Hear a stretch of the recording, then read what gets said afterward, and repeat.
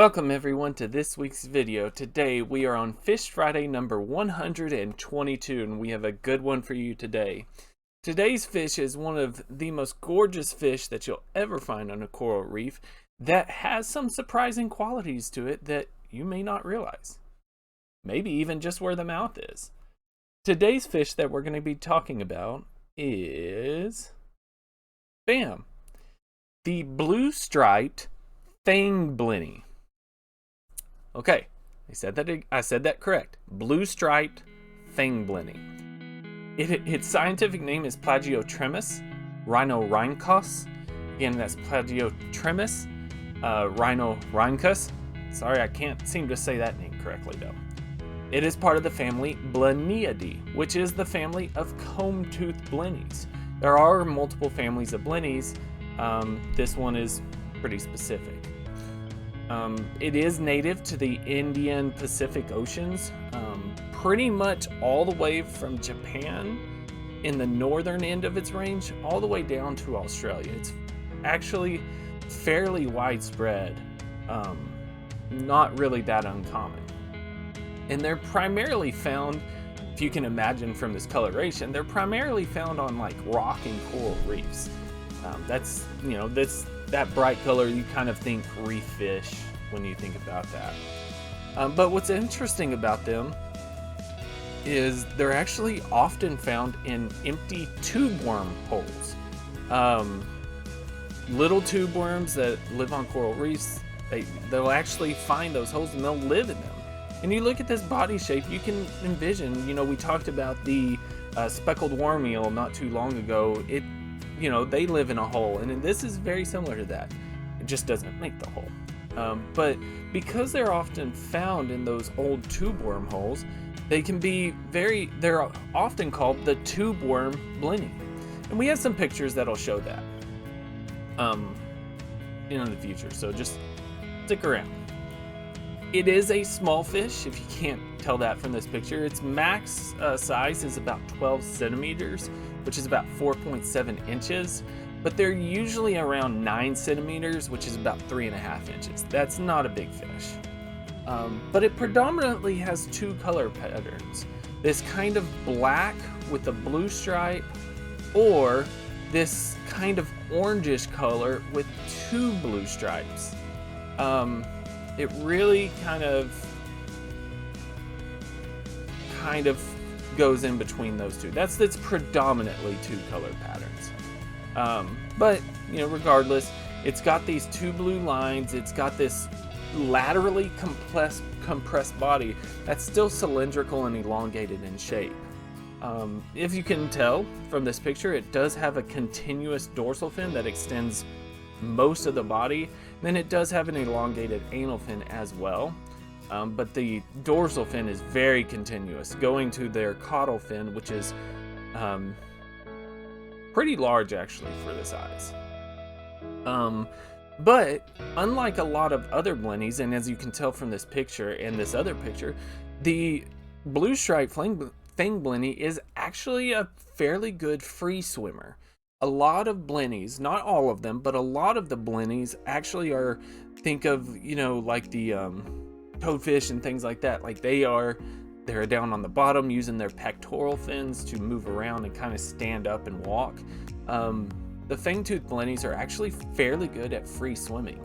I'm not saying they're fantastic and that they'll be able to chase stuff down, but they can free swim relatively well. But they still love to hide in their holes. But when you look at these pictures, a lot of people kind of assume the mouth is towards the end of the body. And that's actually really untrue. And when you see the picture, it makes it absolutely hilarious because their mouth is actually on the underside of their head. And by the way, here is another color pattern to show you where it goes kind of light. That's another one. I don't know why I had so many of those. Look at this mouth. I don't know if this is a blue-striped Fangblenny. It kind of looks a little different, but look at this mouth. And when you go look for blue-striped Fangblenny pictures, you see a lot of mouth pictures. And it just looks so happy. Look at this. It looks so happy. Like, hey guys, I'm here. You want to hang out? Come down my hole with me? It's actually, it's a very happy fish. It looks like that way. But that mouth actually does hide some weapons. It's called a Fangblenny because it actually has these two large curved teeth. So pretty severe things. Smiles at you and then bites you. This is why it's called a Fangblenny. It's got these kind of vampire fangs from the bottom jaw, not the top jaw. This is obviously not a blue-striped Fangblenny. I was just looking for one that had its mouth open so you could see those. So a Fangblenny has these two extremely long curved teeth. And they are actually kind of aggressive. What this fish eats is, it actually, obviously being so small and not having a very large mouth, it's really eating skin, mucus of other fish, and sometimes it will eat fish scales. Basically, it takes a bite using those scales, and then that's all it can do. But it's fairly aggressive, and in fact, it's so aggressive that these are fairly common on coral reefs. They will bite divers if they're scared. So if a diver tries to grab them or something, they will turn around and bite. I'm not sure if that's going to be incredibly painful. I don't think it can do too much. But it used to be thought that their bite was pain-free. This is actually not true. And the reason why it was thought to be pain-free, and it was recently, and I say recently, like in the mid 2012, I think, around there, the blennies were looked at, again, the fang-toothed blennies were looked at to determine which species had venom and which ones did not. Unfortunately, Plagiotrimus does not have venom, because that would have been really cool. There is a different genus of fang-toothed blennies that do have venom. And just to talk about that venom, why it's pain-free, the venom actually has a morphine-like opioid in there, to where they go up, they bite a fish, they bite a fish, and the fish basically kind of goes numb, gets a little disoriented. That allows this Fangblenny to bite and then run away. These guys just bite, kind of. So it's a little bit there. But now for the interesting fact that we're going to end the video on, and something you might have noticed, as I've been clicking through these pictures, you might be thinking, wow, there's a ton of different color patterns. That's actually fairly true. But they all have a predominant color pattern, these two blue stripes, or the black with the blue stripe. And that's actually because it's really cool. It's really cool. The blue-striped Fangblenny actually mimics a different fish. And if you've watched nature documentaries and things like that, you might actually kind of understand what it is. It actually imitates, this is the juvenile blue streak cleaner wrasse. The cleaner wrasse. So for those of you who don't know, coral reefs have cleaner stations where large fish go to a spot and all these little fish come around and they'll clean off all the parasites, go in there like you can see here, cleaning in between the teeth. It allows the larger fish to stay healthy, and it gives the smaller fish a meal. They have these, and sharks will do this. Like, it is a fantastic evolutionary adaptation. Well, the blue-striped Fangblenny looks the way it does. If you look, it kind of looks similar to this.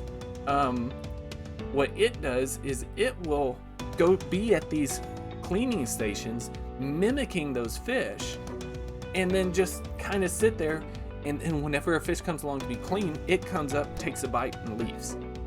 Grabs its food and leaves. And because of that, it survives. That's how it survives. It just goes for an easy free meal and kind of leaves there. Now, the only way that works is because there are fewer of these fang-striped Fangblennies than there are cleaner wrasses. If there were more, there would be, obviously fish would not go to the cleaner stations, because then they'd start losing it. So it's like, there's not a lot of those hiding in there, but they can be fairly good at hiding in there. But it does go deeper than that. That's not the only interesting fact part of this coloration that kind of goes deeper.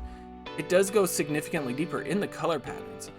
The color patterns that I listed, or that I told you about, those are the predominant ones. However, they can actually change colors to mimic the species at multiple stages of life. And I know that doesn't sound like that, but when you really think about it, there's many species of fish and insects and everything in the world that are camouflaged to look like a different species. Corn snake and coral snake. King snake and coral snake. False dart frogs looking like dart frogs. Then you have like the other things where they're looking like inanimate objects. The rock that looks like or the frog that looks like a rock, or the butterfly that looks like a dead leaf, or things like that. The banjo cat looking like leaf litter and acting like leaf litter. But there's very, very, very few known species that change to fully mimic other species in coloration. Many of them do mimic, and they can do it multiple ways. In fact, this fish is one of only 2 known species that change their coloration to mimic other species' colorations in multiple levels. The only other animal in the world that does this is a mimic octopus. So this is a truly, truly unique and bizarre fish. By the way, you can get these in aquariums. I wouldn't. You can buy them for about $35. I don't know how easy they are, but I personally would not have them. But thank you guys so much again. I really appreciate it. Hope to see you again. If I don't, please be safe. Have a great day. Please leave a like, comment, and subscribe if you do. I'd really appreciate it. Hope to see you again. I've been really enjoying the comments. Thank you so much again for passing us for 100 subscribers. I cannot believe it has gotten this big. But please, thank you so much. Leave those comments. Take care of yourselves. Take care of your loved ones.